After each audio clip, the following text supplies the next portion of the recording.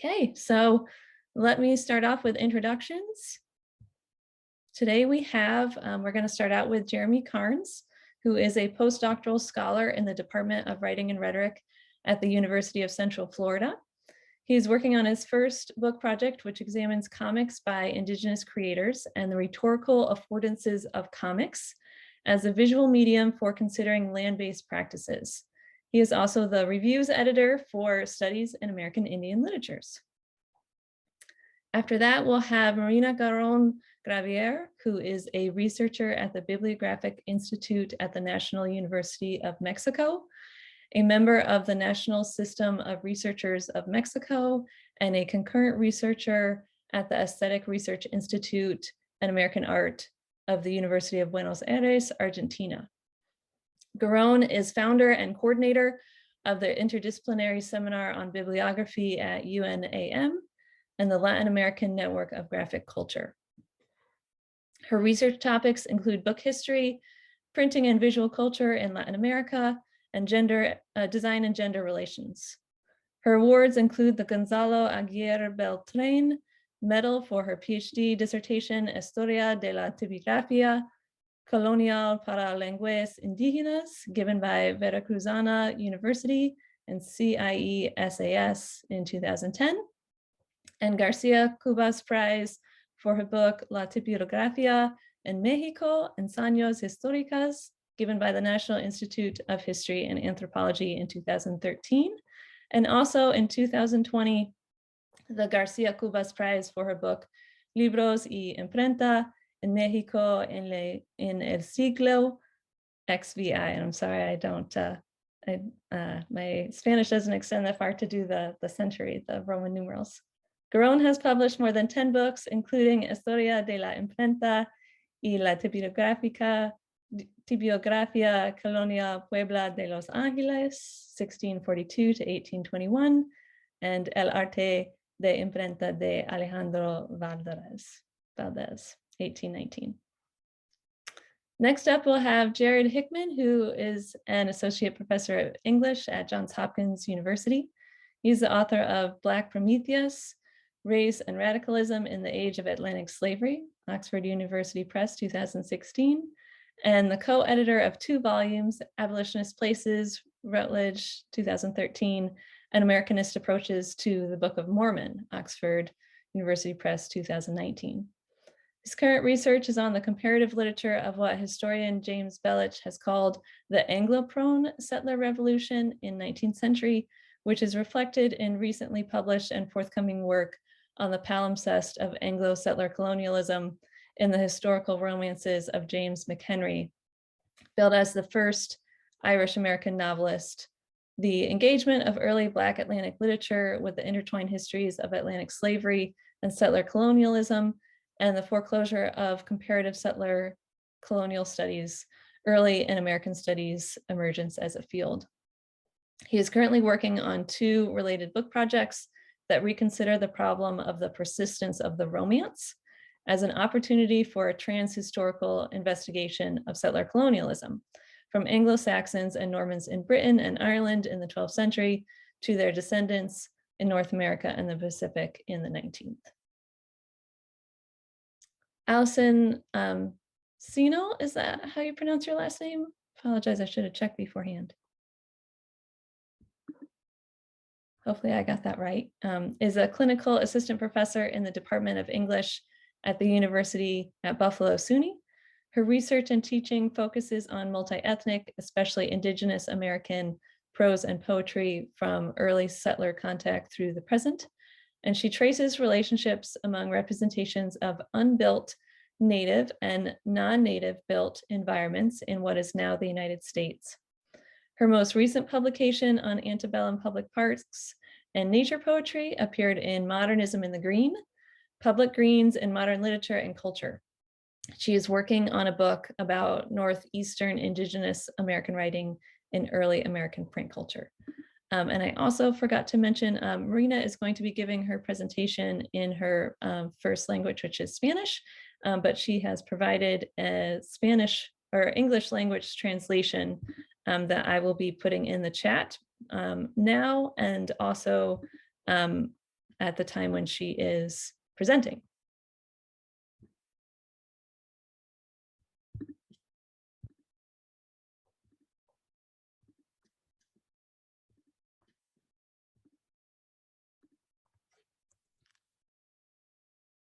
I think I cut out there. My apologies.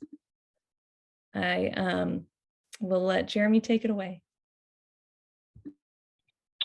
Thank you, Amy. I'm going to go ahead and share my screen.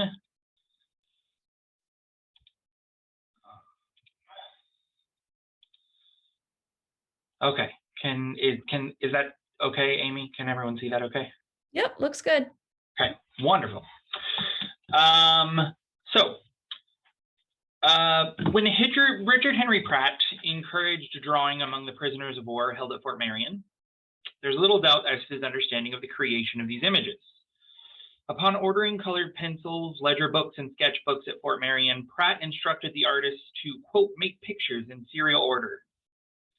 Brad Lookingbill writes, quote, blending their task as record keepers with their traditions for winter counts, they began in their own way to document the incidents of Army life. They sketched compelling images of their drilling, marching, and saluting. They depicted facing and flanking maneuvers. They accounted for a range of militia activities. Pratt understands the creation of these images as coming from the fact that, quote, the events of their trip were vividly impressed upon the Indians, and some of them, with artistic ability, drew pictures of its features and sold them to visitors throughout their imprisonment. Pratt then identifies and encourages 3 reasons for the creation of ledger drawings for these artists. First, through his own instructions, the ledger art become visual historical documents to be constructed serially. Western temporality and spatiality are visible in these pieces and help Pratt and other Euro-American audiences to make sense of them through a Euro-American frame. Second, Pratt notes that ledger art becomes a way for Native artists to engage with their forced removal from the plains to a wholly different locale in Florida. The impressions are visualized by the artists. Finally, Pratt attributes the art to a capitalist ideal of creation for consumption. And there were plenty of curious white audiences looking to consume the exotic art of Native artists. It's not difficult for contemporary scholars like ourselves to begin to see the myopic and obviously settler-oriented approach to these pieces that Pratt carried.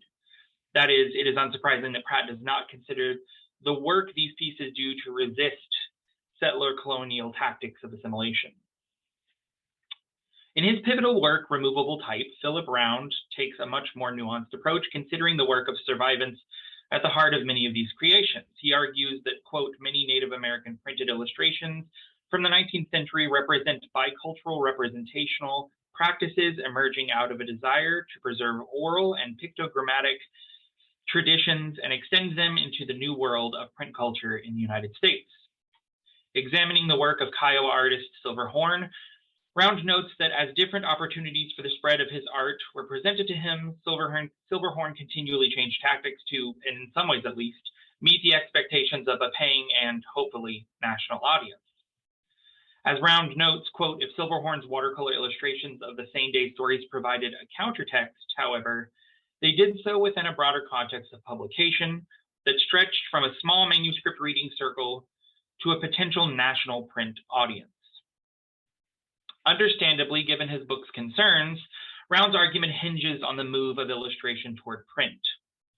In order to understand the work of Silverhorn, we must consider the, quote, way in which they were prepared for print, the role of Scott, the use of plain paper, the Western representational practices employed. They all point to the many new choices and contexts available to Native artists in the 19th century. In what remains of this talk, I'd like to consider the art of Fort Marion prisoners within the context in which it was created, that is distinctly not prepared for print, and offer some beginning considerations of what book history might help us to consider with this ledger art and what this ledger art can help us to do to extend book history studies. So there were 74 prisoners removed from Fort Sill to Fort Marion under the direct watch of Pratt in 1875 after the Red River War in 1874. These prisoners were Cheyenne, Arapaho, Kiowa, Caddo, and Comanche, and included prolific ledger artists like Bear's Heart, Etadla Donmo, and Howling Wolf, among many others. The art created by these prisoner artists in ledger books and sketchbooks across the next 3 years of their imprisonment were often taken out of the books and sold individually in markets in St. Augustine, Florida. Some, especially those gifted to Pratt and other military leaders and senators, maintained their book form even to today. As Round states early in his book, these and other Plains Indians artists, quote, created a place for books in Plains society that had never had a need for them before. The next question we might ask then, especially in this particular context, is what need books were fulfilling for these particular artists. I suggest the needs are threefold. First, as others have noted, they are practical in the context of an ever-growing and dominant capitalist society in the United States. The art made the prisoners money that they could send back to their family and communities on the plains. But often in some contexts, that attitudes about books made both more flexible and more rigid. Second, ledger art books helped prisoners to engage both tribal and Eurocentric epistemologies in order to, in the words of Malaya Powell, quote, reimagine and literally refigure the Indian. Finally, ledger art worked within a new medium to develop an approach to visuality that could account for the current conditions of a colonial society while still developing what Michel Rahea calls a visual sovereignty. We cannot ignore or undervalue the ways in which books helped these prisoner artists to produce art for money. Not only were the prisoners in need, but their communities on the plains were still facing down continual violence of settler aggression. Within a very short time, the imprisonment at Fort Marion became almost entirely about quote-unquote education a la assimilation. The Fort Marion Relocation and Imprisonment Program became a blueprint of sorts for the establishment of the Carlisle Indian Industrial School and the larger boarding school project in the United States. The artists then would likely understand to some extent what Becca Gherkin argues about the Black Horse Ledger. Quote, it is acceptable to sell American Indian history, but not to tell it, and that even when it is sold as entertainment for a private collection, for one person, it cannot chronicle the events as originally recorded, end quote. The sale of the Fort Marion ledger art worked within a bookish culture of the 19th century, and if resistance was chronicled, and it was often done so in coded ways. Furthermore, books provided a different way of producing artistic work beyond the commonly used methods of Plains or other native artists, buffalo hides for winter counts or teepee illustrations, birch bark scrolls, etc. The difference is about more than simply changing with the times. Books were not communally held in the same regard as other forms of artistic creation, so producing art and selling it to non-native audiences didn't infringe upon possible communal or tribal import held on certain artistic creations. The book allowed for a different relationship to consumption for these artists. Round notes that a common misconception held about Indigenous illustration was in terms of literacy, that it was the closest thing Native communities had to writing, though it was certainly not writing as such. Of course, Native literacies are much more extensive than the cultures of the 18th and 19th centuries and before allow for. This is likely one of the reasons that settlers like Ava Scott Muse Fenyes commissioned work by the prisoners at Fort Marion. It was often seen as an effort to capture the literacies of a rapidly changing community.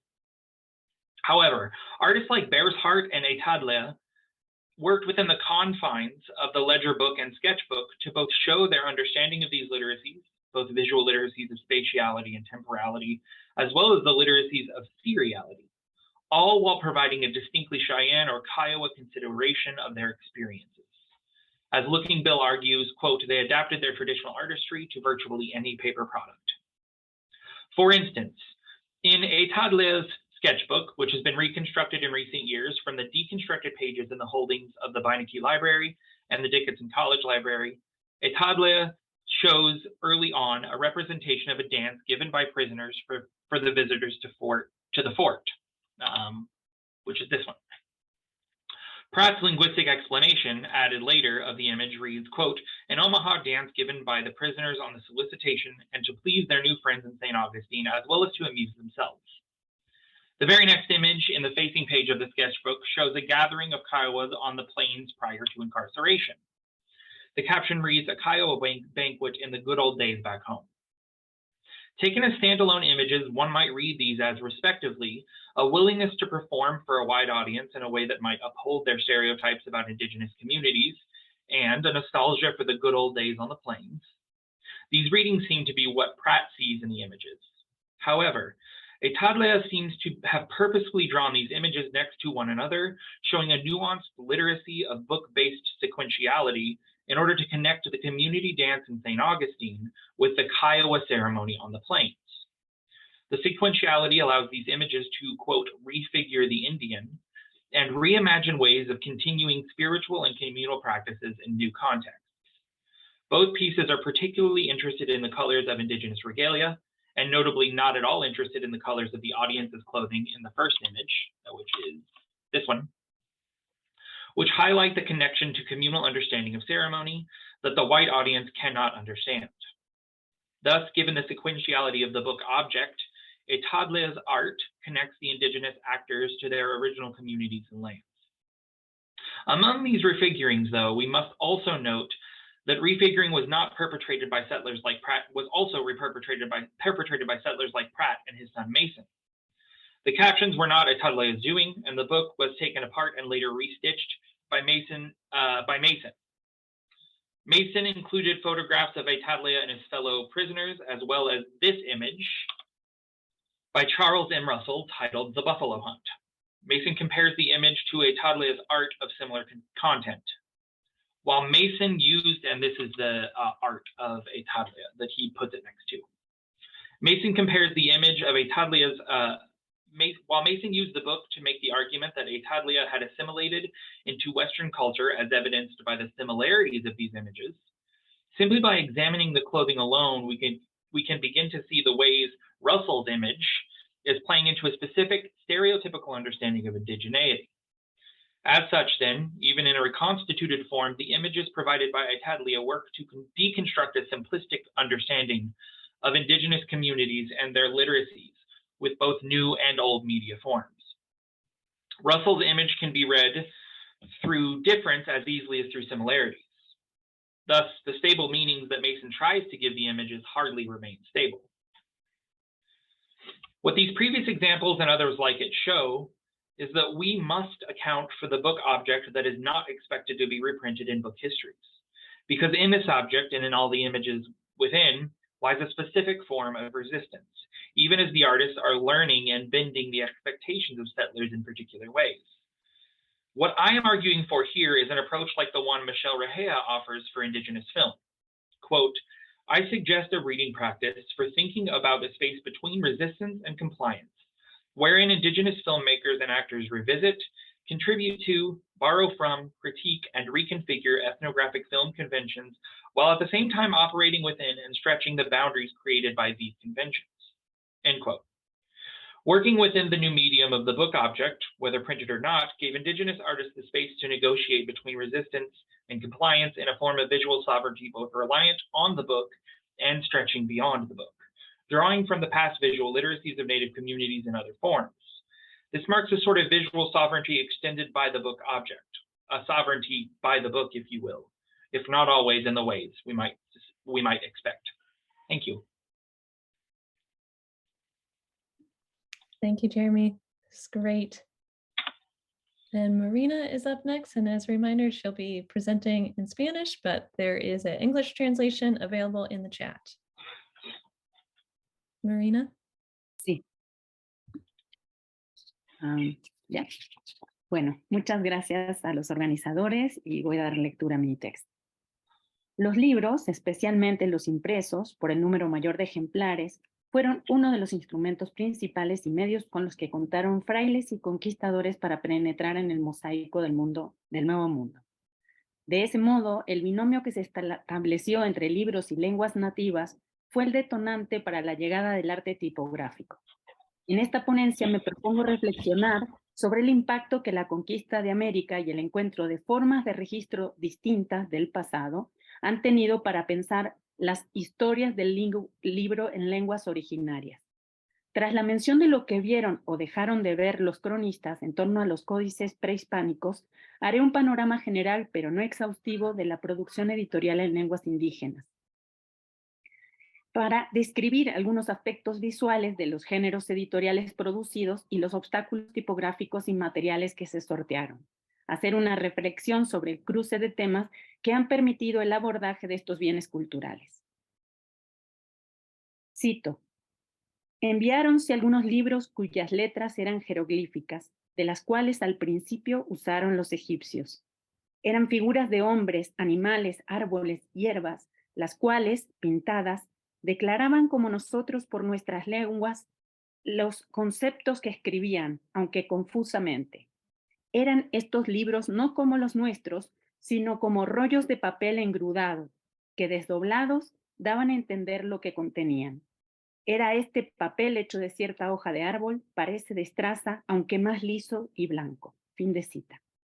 De esta forma, Francisco Cervantes de Salazar se refería a los libros que Hernán Cortés recibió de regalo de parte de los mexicas. Las expresiones de Cervantes de Salazar se vinculan con las de otros cronistas de Indias como Pedro Mártir de Anglería, Gonzalo Fernández de Oviedo, José de Acosta, quienes con mayor o menor profundidad y con una mirada de fuerte sesgo material describieron las estructuras, los soportes, los sistemas de escritura, los géneros textuales, los usuarios y los espacios de resguardo. El trasfondo de esas descripciones es el contraste y la comparación entre los libros verdaderos y buenos que conocían los cronistas y los de idolatría de los pueblos de América. La separación entre letras, caracteres y escrituras verdaderas, aquellas basadas en el alfabeto latino, y las que no son más que imágenes, figuras o pinturas, como dijo Acosta de las escrituras mesoamericanas. El contexto de conquista y dominación en el que se dieron muchas de esas descripciones explica parcialmente la historia posterior de esos códices prehispánicos, su destrucción, su botín de guerra, su expropiación y su coleccionismo. Pero a los fines de esta ponencia también es importante identificar desde qué horizonte cultural y desde qué estadios de la historia del libro y la cultura escrita occidentales se han mirado a los libros prehispánicos. A continuación, me propongo exponer los ejes en que la discusión sobre la materialidad de los libros en lenguas originarias y su producción se constituyeron en un terreno de disputa simbólica y a los problemas que planteó la existencia del libro prehispánico fueron de orden epistemológico, en la medida que puso en crisis el conjunto de criterios de validación de ciertos contenidos, formas de producción y usos de la información. El encuentro de dos mundos se dio de forma casi simultánea al surgimiento y difusión de la tipografía y la imprenta en el viejo continente. Es a partir del 16 cuando surge con gran fuerza los debates políticos y religiosos, el antagonismo entre letrados y ágrafos, civilizados y bárbaros. La filosofía renacentista del lenguaje abarcaba tanto lo escrito como lo oral. Sin embargo, la escritura comenzó a ser un asunto de discusión política y religiosa cuando se dio el contacto entre culturas con distintos sistemas de notación. Aunque sea obvio señalarlo, es preciso decir que no todas las regiones de América contaron con la misma amplitud de documentación escrita en las lenguas de sus territorios. Este hecho establece de inicio cierta complejidad para pensar y estudiar la historia de los libros de manera homogénea. La diversidad de la producción de lo escrito tiene que ver con un hecho subyacente de que no todas las poblaciones asumen la escritura como algo propio y en numerosos casos consideran que solo hay textos exógenos, sean misionales o administrativos. De manera complementaria, y para quien intente comparar la producción local con los usos de lo escrito en Europa, el elenco y repertorio de géneros escritos americanos tiene una genética propia. Por ejemplo, no son evidentes la escritura de uso privado y algunos géneros están poco o nulamente representados, como la literatura de esparcimiento. En otras palabras, hay una ecología de la escritura austera, quizá podría pensarse utilitaria, pero que funcionó en relación de complementación con la tradición oral. Además, hay otros elementos que analizar para explicar la mayor o menor producción de escrituras en libros tras el contacto. Propongo como hipótesis que un elemento crucial para explicar la potencial y caudal de lo escrito en las lenguas nativas sean las escrituras de sustrato, es decir, que pueda haber una correlación entre las lenguas que hayan tenido sistemas de notación de forma previa al contacto y las que fueron posteriormente descritas y gramatizadas.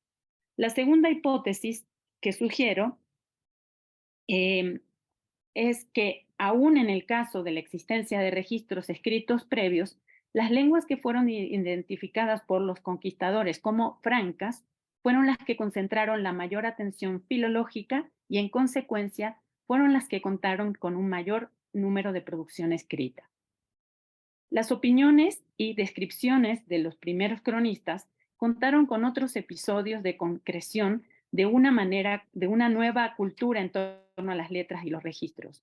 Luego de la implementación generalizada del alfabeto latino como sistema de transliteración, llegó la tecnología tipográfica, aliada central de la evangelización y la corona. La imprenta llegó a la Ciudad de México en 1539 y desde entonces inició un irrefrenable proceso de difusión en América. Los manuscritos en lenguas nativas convivieron a partir de entonces con los impresos en distintos grados de interacción. Influencia legal y normativa, ortográfica y estética. Aunque me he concentrado en mis estudios en los libros impresos, es relevante tener los que conformaron estos libros en lenguas originarias.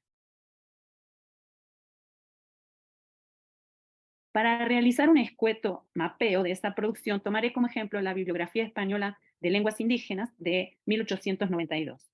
Viñasa censó un poco más de 1.100 títulos, de los cuales más de 900 se pueden datar con relativa precisión entre los siglos XVI al XVIII. Ahora bien, de esas lenguas, 240 de esas lenguas, 51 son las que fueron descritas gramaticalmente hablando a lo largo de 3 siglos de administración hispánica. En ese proceso de descripción lingüística, la imprenta jugó un papel fundamental y aún con grados variables de éxito, también tuvo un impacto directamente proporcional en la continuidad de los registros. De lo anterior, es posible derivar un trinomio entre lengua, escritura y publicación, o dicho de otro modo, de la edición tipográfica de las lenguas originarias, de cuyo impacto dan fe recientes proyectos digitales como el de John Carter Brown Library y también el de las Bibliotecas Nacionales Digitales de México y Chile. El volumen de obras que acabo de señalar, solo para los géneros gramaticales, se complica aún más si a esos géneros sumamos los de índole religioso. Y sin duda, una de las facetas relevantes y particulares del negocio tipográfico del Nuevo Mundo fue justamente la publicación religiosa. Pero esta empresa no fue fácil ni lineal. La producción tipográfica de textos para lenguas ágrafas tuvo diversos grados de dificultad técnica que implicaron las adaptaciones de letras, diacríticos y otros signos de escritura. En este sentido, podemos traer a colación algunos ejemplos para mostrar la interacción entre tipografía y lengua que nos permitirán comprender una parte de este proceso. Identificamos una gran variedad de estrategias tipográficas que van desde la creación de punzones y matrices desde cero hasta la adaptación y enmiendas de caracteres de imprenta tradicionales. También la refuncionalización o reciclaje de ciertas letras no usadas para cumplir funciones fonológicas distintas. De creación desde cero damos este ejemplo, que es el breve compendio Notomi, publicado en el siglo XVIII. Sin embargo, las adaptaciones más frecuentes para las lenguas fueron las relacionadas con los diacríticos. En este sentido, se puede ver la fundición de letras ex profeso para el idioma guaraní en las misiones del Paraguay, con este ejemplo publicado en Madrid en 1639. También lo vemos para la lengua mapuche de Chile, donde se hicieron letras y acentos ex profeso. Estos pocos ejemplos nos presentan las posibilidades que ofrece el estudio de la historia del libro, la edición y la tipografía para las lenguas indígenas, y además nos alertan sobre la importancia de considerar la mirada material para el conocimiento de las lenguas, especialmente las extintas, como el caso de la lengua timucuana que estamos viendo el libro, que se hablaba en la Florida, ya que las ediciones de estos idiomas son el único vestigio que nos queda. Los casos mencionados permiten entender que las dificultades materiales fueron una constante en la edición indígena. Para ir cerrando esta presentación y regresando a algunos de los planteamientos expuestos al inicio, me gustaría señalar ciertas vertientes de particular riqueza para indagar a futuro y que permitirían la construcción de una historia integral de los libros en lenguas indígenas. O quizá, con humildad lo digo, me atrevo a proponer que para estos documentos, se requiere una antropología histórica del libro en la medida en que ellos constituyen diversas ritualidades y una intrínseca red de representaciones de diversas sociedades. Usando como acicate para ejercer hipótesis el siempre fértil circuito de la comunicación dartoniano, es preciso definir los elementos que integrarían los sistemas del libro, tanto para el momento de contacto como a lo largo del periodo colonial, entendiendo que los usos de lo escrito cambiaron radicalmente de naturaleza tras la conquista. En esa medida, no pueden verse a los libros de antes y después como piezas similares de un proceso continuo. Si en el códice prehispánico estamos ante un objeto con eminente carga ritual y con una agencia para la organización de la vida comunitaria, en el caso del impreso colonial, estamos ante un libro que cumple con una función adicional, la comercial. Es un libro mercancía. Los sobrados indicios de las formas de producción distintas de los dos universos de piezas me habilitan a hablar de un enroque de materialidades que permite ver las distinciones entre los manuscritos prehispánicos y la producción iterativa de la edición tipográfica colonial. Estamos ante un primer estadio del giro material en el estudio del libro americano. Pero esos universos tienen sus gradientes y sus radios de acción específicos que merecen un estudio detallado. Muchas gracias. Muchas gracias, Marina. Qué interesante. Jared is up next. We'll hand it over to Jared.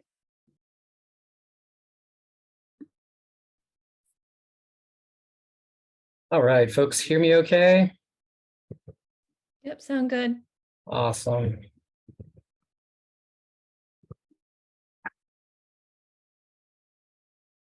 Right. Okay. I want to thank Amy and Dan for all that they've done to bring this together. I'm very pleased and honored to be a part, especially since I don't think anyone would mistake me for a historian of the book, which will no doubt become swiftly apparent in my remarks today. I do want to acknowledge that I am a white settler scholar living and working on lands traditionally inhabited and cultured by the Piscataway people and the Susquehannock or Conestoga people, and many other Native peoples who shared the rich hunting lands between the Potomac and the Susquehanna River valleys. Today, I want to make a preliminary intervention in the interpretation of a text of unquestionable significance to literary history, both Indigenous and settler. The 1850 Traditional History and Characteristic Sketches of the Ojibway Nation by Ojibway Methodist writer Gagige Gabo, better known as George Copway. Copway's traditional history is often billed as one of the first Indigenous auto histories in print, particularly in what is now Canada. Although Copway did much of his lecturing and publishing in the US, he hailed from a Michi-Sagig or Mississauga band of Ojibway on Rice Lake right here, just east of what is now Toronto. And I've put a couple of other places, Saguin and La Pointe, just to mark places to which Copway traveled and spent sustained periods of time as a missionary in Ojibway country. Copway's traditional history is also now widely acknowledged as a key source for Henry Wadsworth Longfellow's Song of Hiawatha, the granddaddy of a distinctive genre of Anglo-settler colonies, what John O'Leary has called settler ethnographic verse. So to make my preliminary intervention in the interpretation of Copway's traditional history, some quick ground clearing is necessary. As Maureen Conkle encapsulated nearly 20 years ago, Copway criticism has been plagued by ad hominem innuendo. And the wellspring of this insinuation is the mid-1840s financial malfeasance that alienated Copway somewhat from both Methodist and some Ojibway communities.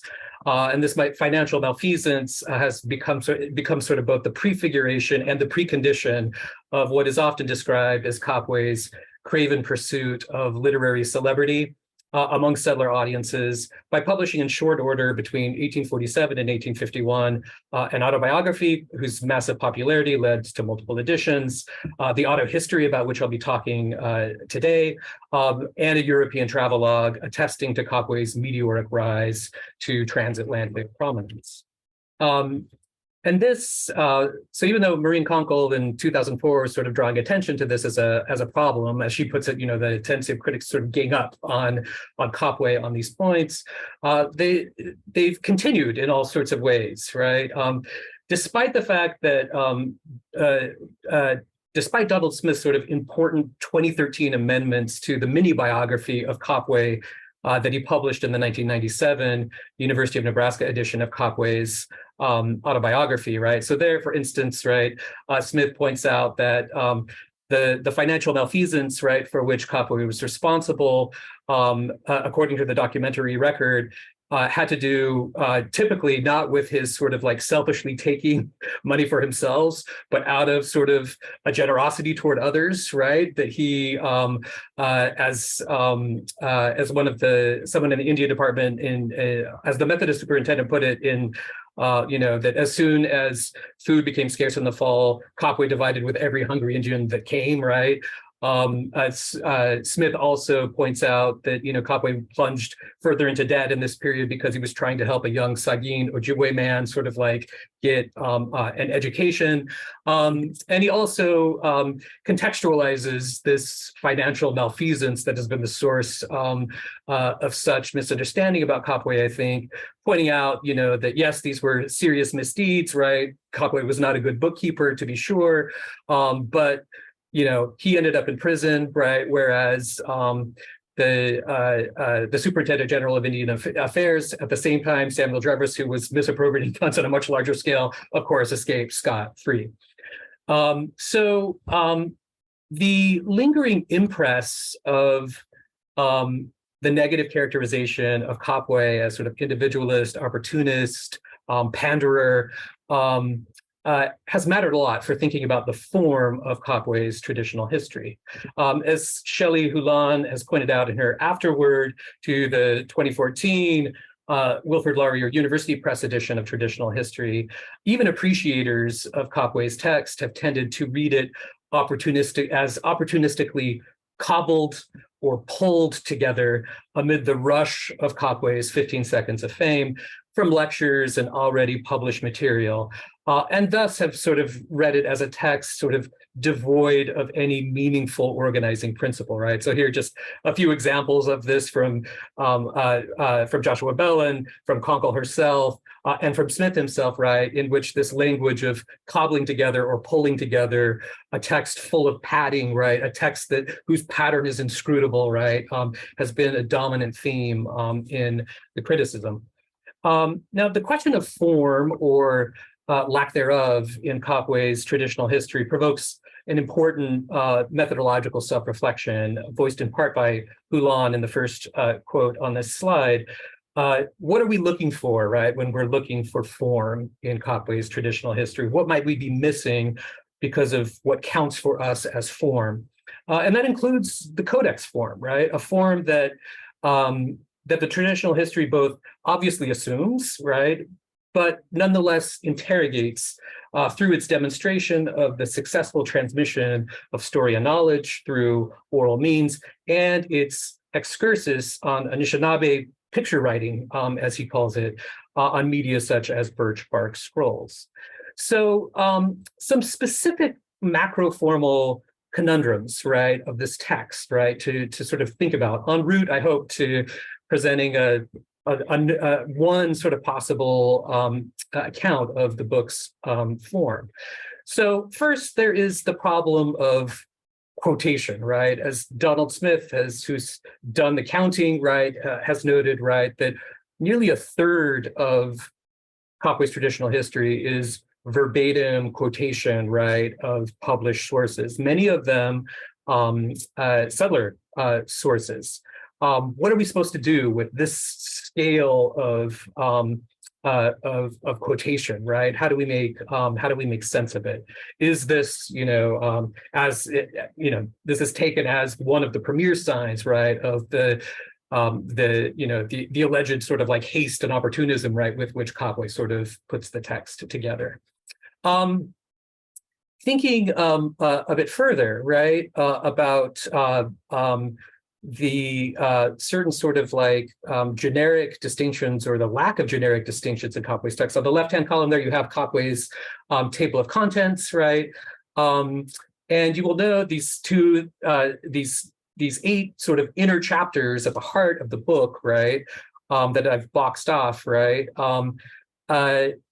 might be sort of provisionally sort of like distinguished as sort of ethnographic and historical sorts of discussions, right? And you'll note that in Copway's version, right, that like the historical sort of like interrupts sort of what might be taken to be sort of like the logical progression, right, of sort of an ethnographic description. So on the right-hand side there, right, you have, I've sort of like recomposed the text, right, in a way that follows, would follow sort of conventional patterns, right, of texts like this, particularly settler texts of the period, right, in which you do the ethnographic stuff first, right, and then you do the history afterwards. And I've highlighted just, this one chapter, that their origin of or course of migration according to their traditions, as one that is, I think, could be grouped as well with sort of like the historical chapters, as I'm going to delineate them just for the sake of argument at the moment. So why not just sort of like, why this sort of like, this particular placement of these sort of like interior chapters? Speaking just of the chapters that I provisionally delineated as historical chapters as well, why not a chronological history, right? So on the left, you have the history chapters, as I have provisionally sort of like designated them, sort of in the sequence in which they appear in Copway's text. And on the right-hand side, you have them in what would be sort of their chronological order according to the contents of Copway's own chapters. And specifically, there's this big sort of switch between these two chapters, their wars with the Sioux and the early discovery of the Northwest, the first traders and adventurers.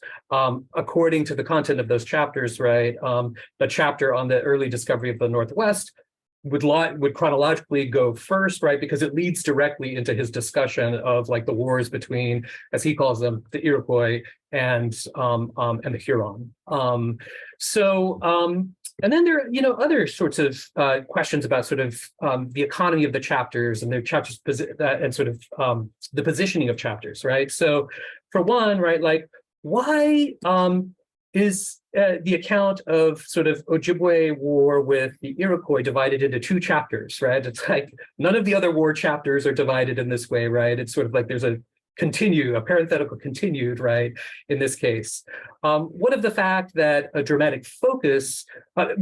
this division creates a dramatic focus around the long teased transcription of the preserved memory of a speech by the renowned warrior Wabaji, right? So it's literally sort of like a cliffhanger. It's kind of a literary joke on Copway's part that chapter 7 ends with Wabaji about to give this speech that's been teased for multiple chapters, literally on a cliff, right? And then the beginning of chapter 8 brings us like, and now here we are on the cliff, and I finally will give you sort of the transcription of Wabaji's speech. Or this chapter 9, they're legendary stories and historical tales, right? Why does the most on the nose sort of like referent for Copway's titular concern, traditional history, right, not appear until chapter 9, right, of the text? What of the fact that this is the exact midpoint of the text, right? The 9th of 17 chapters with 8 chapters on either side of it. So Copway himself might provide us some answers, right, about potential organizing principles for traditional history. Just imagine that, right? In the preface to Traditional History, he states that the movements of his pen have been guided by intimate knowledge of an Indian's life. That is, he suggests that the very drawing of the letters and collation of his words into paragraphs and chapters are somehow patterned, right, on his experience of Ojibway life.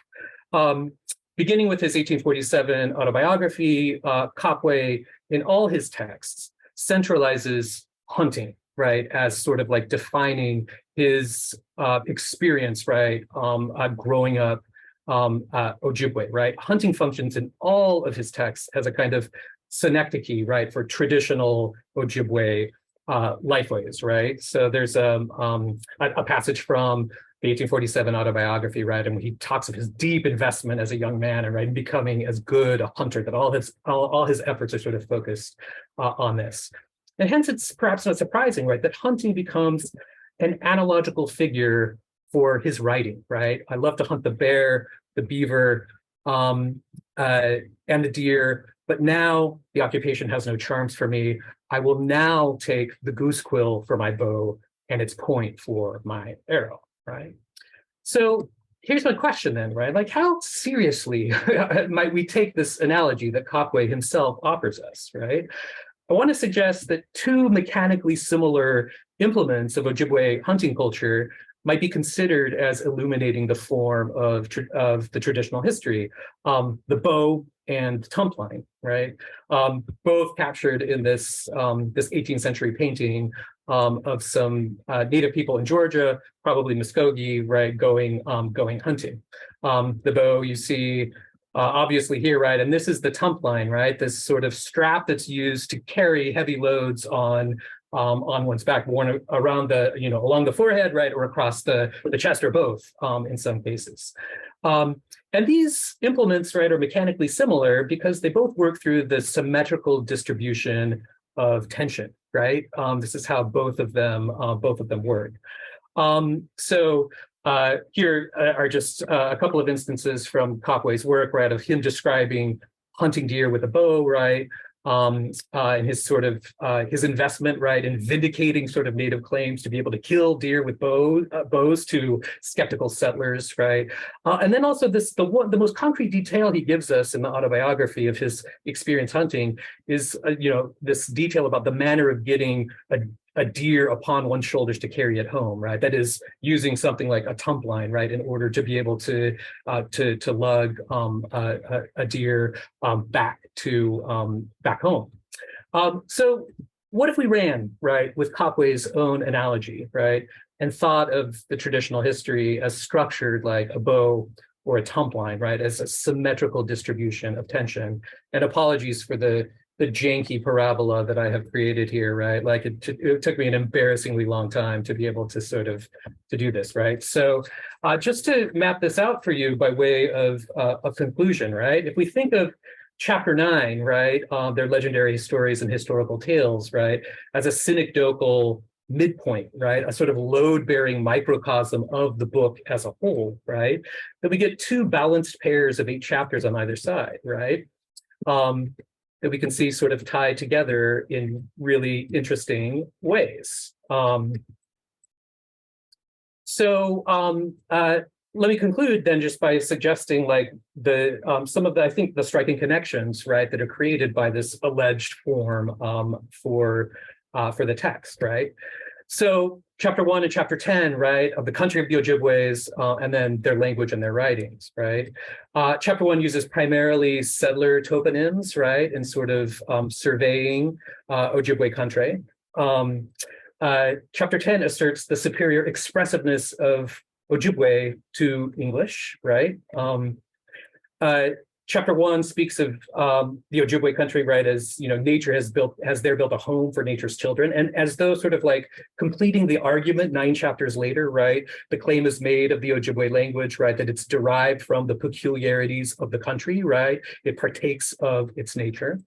Chapter 1 ends with a lengthy quotation of settler expeditionary and state functionary Lewis Cass's belletristic print account of the pictured rocks. And chapter 10 ends with an invocation of the Anishinaabe, the Ottawa Revolutionary Pontiac's picture writing, right? And these are sort of counterpoised to each other in this striking way. Or chapter 3 and chapter 12, their wild game and their religious belief, right? Chapter 3 provides a sort of self-consciously mundane catalog of the large game in Ojibwe country, right? Chapter 12 offers a vision of an earth teeming with all sorts of spirits, good and bad. Chapter 3 focuses on natural history and political economy, the basic features and behaviors of the animals, and the technical means and profitable ends of their hunting. And chapter 12, by contrast, sort of luxuriates in animistic piety, right? The tiny voices of the gods are in the insect's hum. Medicine is seen as a function not of sort of physical properties, but spiritual forces belonging to plants. I could go on, but I'm going to wrap it up there, but I've got plenty more of these sorts of juxtapositions. I'll end with the last one because it brings up sort of the question of the book and the question of sources, perhaps most pointedly, right? Actually, I'm going to skip through this one to this last one. So the last two, right, on the two ends, right, of the tump line, right, as it were. So chapter 8 on war, that second chapter about war between the Ojibways and the Iroquois. It tells the story of the Ojibwe-led alliance's victory over the tyrannical Turks of the American forest, as he calls them, right? Chapter 17 outlines a program of Indian wardship under the settler state, a secure territory on Dakota and Nakota lands, and a subsidized English education. So catching the Ojibwe at two different moments in their history. But most interestingly, perhaps, I think, right, is the chapter 8 is entirely sourced, right, from native knowledge, as underscored by the long-awaited sort of like transcription of Wabajig's speech that I mentioned before, right? And chapter 17 is entirely sourced from Copway's own published letters to the Saturday Evening Post and newspaper reports of his lectures in Liverpool, right? So, the apex of sort of like orally transmitted sort of traditional Ojibwe knowledge, right? And the apex of Copway himself as sort of like, man in the Republic of Letters, right? Who's published a lot of stuff that he's going to self-quote, right? Are sort of brought together, right, in this configuration. Thank you so much for listening, and please in the Q&A tell me how crazy I am and knock me back as strenuously as you wish. Thanks, Jared. Appreciate that. And Allison is gonna take us home here. All right, can everybody hear me? Yep, you sound good. Okay, great. Just so everybody knows, I'm getting over a cold, so I do apologize if there's some throat clearing and that kind of thing. I'm gonna go ahead and share my screen. And I'd like to just begin with a very brief land acknowledgement honoring the Dish with One Spoon Treaty of Peace and Friendship, a pledge to peaceably share and care for North America's 5 Great Lakes. And this is a statement that's available on the University of Buffalo's law school website, but I particularly like that it focuses on the gratefulness that settler ally scholars have for the opportunity to live, work, and share ideas in Haudenosaunee territory. And the title of my book, or my talk, is Black Hawk's Life, a Black Hawk and the Control of the Book. And I will be referring to Black Hawk by both his Sauk and English name throughout the talk, and I hope that doesn't get too confusing. Okay. After mentioning his birth in the Sauk village, Makate Shi Kiakiak, or in English, Black Hawk, begins his narrative with a tribal account, historical account of the years before his birth. In what Arnold Krupat has called an elegiac expression, Black Hawk shares both a brief history of his own people's move to their current village between Rock River and the Mississippi, orally passed down to him, as well as his lived experience with both English European traders and US settlers. Yet, though Black Hawk uses the occasion of having lost the war bearing his name in English to discuss his experiences in culture, a culture that dominant US society had deemed and continues to deem incompatible with its own as a piece of Fox history, Life of Makate Mishi Kiakiak begins with a story about contact with European traders that does not represent decline, but resilience. Taken as a whole, the narrative, which is commonly referred to by its shortened English title, Life of Black Hawk, the narrative recounts the lived experiences of Native Americans, both their history and contemporary practices with and without Europeans, and then later Euro-American contact, before the Black Hawk War, which was from April to August of 1832. Thus, at the piece's outset, the myth of the vanishing Indian is already disrupted. Before telling the history of his loss to US settlers, Black Hawk has complicated the myth perpetuated in colonial and US print culture before he had any awareness of it. Instead of being at odds with the newcomers, Black Hawk inherits a feeling of common interest or communality with the Europeans that he indicates he has ultimately so mistakenly brought to his initial engagement with white American settlers. Black Hawk shows that his inherited opinions of European traders is at odds with what the nascent US government and its leaders have circulated in print culture about Native Americans. In this essay, I describe both the ways in which Black Hawk uses the book in the choices that appear most likely his own to continue exerting his agency as equal with the white Americans as he had previously experienced with European traders.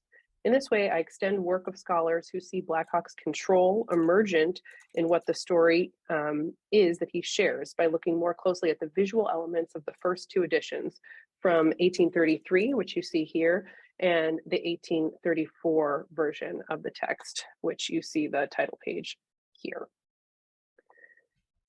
To do so, I first discuss what Black Hawk sees as international differences among European and American persons. His narrative's reminiscence of the primal scene of contact between Europeans and natives sets the groundwork for his argument that native eradication and genocide begins with the contact that occurs in 1804 with the American settlers and not with the Europeans.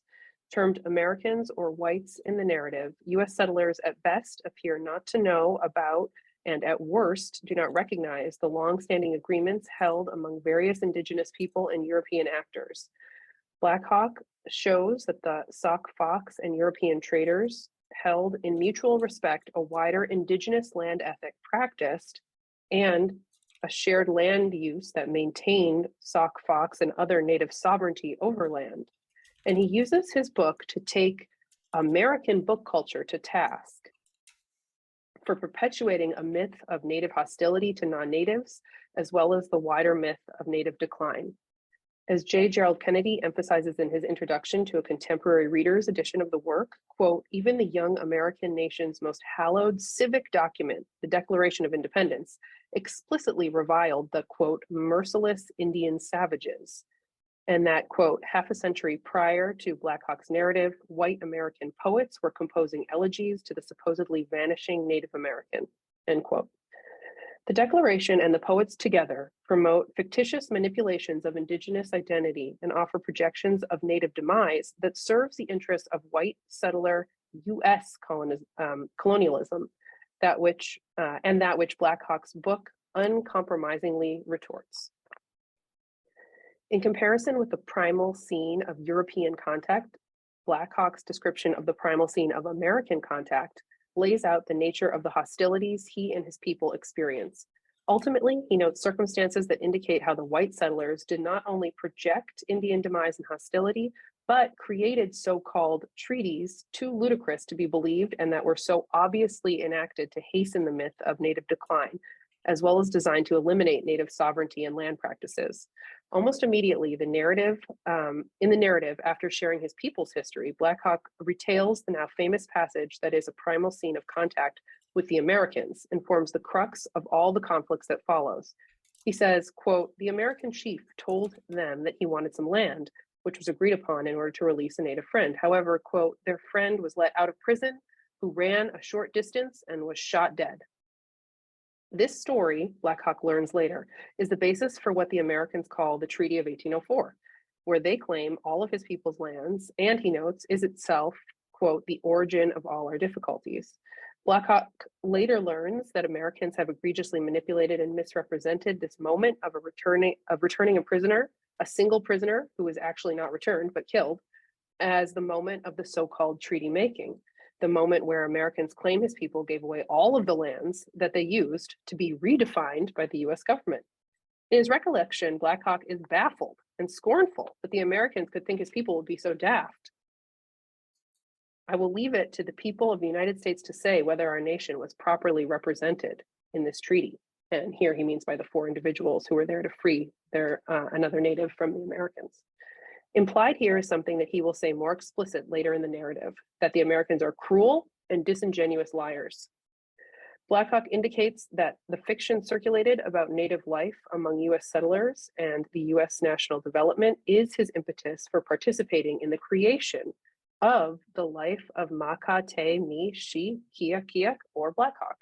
By the time Blackhawk tells his narrative, he has made a decision to speak to the American people on a wider scale, in effect wishing to record the role misinformation has played in his fate and the outcome of his people's lives.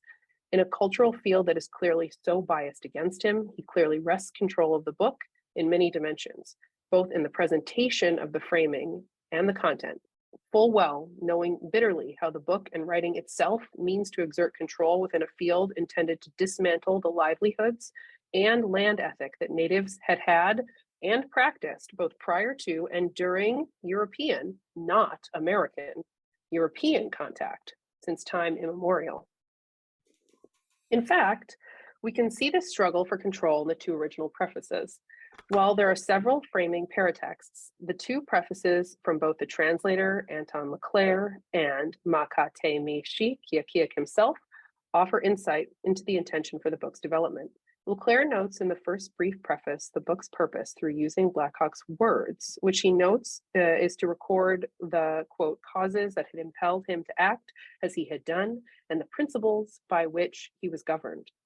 To reinforce this is Blackhawk's purpose, Leclerc metaphorically moves to the side of his own text, citing the speaker he translates. Importantly, however, these words are in translation. Thus, it is of central importance that Blackhawk's preface begins not in the translation, but in the original SoC. Signed as Maka Ta Me Shi Kiakiak, the next preface has two versions. Importantly, for the visual argument it creates, this dedication is printed in the SoC language first. Visually and textually jarring, Blackhawk's preface creates an argument concerning the primacy of his native SoC language. Significantly, Blackhawk's book exists because of his being taken into what Philip K. Round calls the, quote, colonial power structure, which is reflected in the image that shows him in European dress in the second edition of the book. Not only was the freedom of the earlier native connections to print culture that Round describes in his book no longer tied to a more fluid and interactive contact zone, Blackhawk's story was transcribed by someone else in order to become circulated within the dominant cultural spaces that had limited his own circulation. Blackhawk's SoC preface, as well as printed alphabetical writing, always, of course, transliterated into the captor's writing, indicate both his awareness of audience for his story circulation, which most likely would not be made up of Fox readers, as well as an argument about his identity as he declares in the narrative itself as a SoC. Round's idea of a, quote, post-war cultural battle waged in and through books after King Philip's War in 1675, in which he explains that there was an influx of English-only books replaced by what had previously been a collection of books printed in the Massachusetts syllabary. Review for everybody, is useful for contextualizing Ma Ka Te Me Shi Kia Kiek's use for writing. Blackhawk's book presents a textual amalgam of two languages, one of which its main readership has, again, most likely close to zero access to, providing a moment of self-assertion that's also a moment of apostasy. He's disappearing as he's revealing his intention.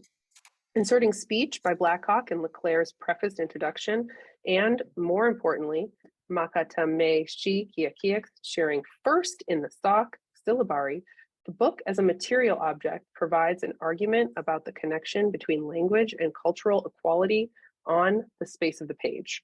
As Round notes in his work, appearing at a time after English books had already largely replaced syllabaries, this cultural war remains significant. Having the presence of the foreignness for English readers there underscores that there is a process of mediation, that Blackhawk is both captive and not captive. Ultimately, he is reminding readers that his words, in fact, are not on the page. The form itself asserts a linguistic agency, what Eric Gary Anderson has called what is indigenously present. And the content similarly does not permit a reader to mistake Blackhawk's decision to publish with a defeat. The translation reads that Black Hawk wishes to, akin to Leclerc's quotation of his voice on the previous page, give his motives and reasons for his former hostilities to the whites, end quote. His voice is likewise directed to the American, quote, conquering audience as the form of a, quote, prisoner. In addition to such a desire, Black Hawk highlights his desire to, quote, vindicate his character from misrepresentation among those persons. In part, he is, quote, now an obscure member of a nation that formerly honored and respected his opinions, end quote. Black Hawk here reveals a position that is no longer prominent within his own community. At the same time, he is imprisoned and made low among the Americans. Writing from a place he has not chosen, Black Hawk ends his dedication directly to the General Atkinson, who, quote, the changes of fortune and vicissitudes of war made his conqueror, end quote, and Atkinson's own life. Notably, he does not say Atkinson was a better man. It was completely fortuitous that it happened this way, and it could have been done otherwise. Here, the act of apostasy builds. He has been removed from his community, and so too here removes himself as mythographic character from the Americans. Black Hawk implies that Atkinson acted in a way that did not understand or respect the nature of the agreements that the Sauk Fox people were acting within. Black Hawk uses this opportunity in testable print cultural space to redefine the incorrect definitions of the land that Euro-American settlers had been operating under, namely imagining land as open and available for their Western purpose. He says that once he and the Foxes joined together, quote, they all descended Rock River, drove the Kaskaskias from the country, and commenced the erection of their village, determined never to leave it. When Black Hawk says the nation of people were determined never to leave it, he means in relation to a land ethos very different from that practiced by the US. He defines this in descriptions of his roles in a, quote, civil capacity, hunting and fishing, which he elaborates are near the village itself, though with a demarcated space according to the relationships with Ioways, Cherokees, Chippewas, Kaskaskias, and Osages in particular. These relationships, though punctuated with exchanges with European nations, are not defined by European persons or customs in the way that US settlers demand prominence in native Euro-American relations. And of course, so I do not have time to go further into the indigenous land ethos that Black Hawk describes. The portion of Makatameshi Kiakiak's narrative that discusses time before contact with US settlers or the Americans, combined with his articulations of conflict surrounding giving up his lands, either with other indigenous people or with the US military in the form of General Atkinson, this portion combined with this makes any deferential moves to the US seem surprising. However, close reading of these books' visual interruptions, along with his articulations of the vileness of American character, indicate that Black Hawk both will not recognize the dishonest treaty of 1804 by which Atkinson is acting, and that his perspective, rather than reconciliatory, uses the book and writing in the same way it was initially received by his people, with hostility. Thank you.